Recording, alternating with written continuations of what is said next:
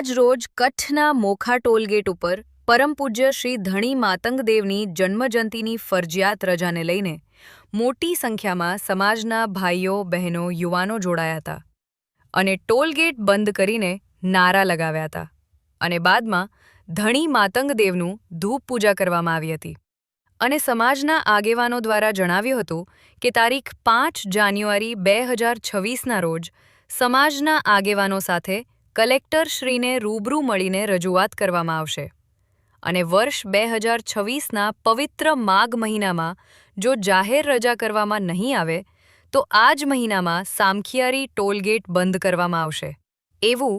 મયુર મહેશ્વરી, હિતેશ મહેશ્વરી, લખનભાઈ દુઆ, હરેશ મોથારિયા, આશાબેન ફફલ, પ્રેમિલા મહેશ્વરી, જુમાબેન મહેશ્વરી, રમીલાબેન મહેશ્વરી સહિત અનેક આગેવાનોએ જણાવ્યું હતું અને આ વાતને સમગ્ર સમાજ સમર્થન આપ્યું હતું। જનમિત્ર ન્યૂઝ સતત આપની સાથે। જો કદાચ ટૂંક જ સમયમાં 4 થી 5 તારીખના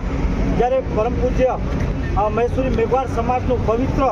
માઘ મહિનું વ્રત જ્યારે ચાલુ થઈ રહ્યું છે ત્યારે ટૂંક જ સમયમાં હિતેશભાઈ, લખનભાઈ, સમગ્ર સમાજ કલેક્ટરશ્રીને રૂબરૂ મળશું।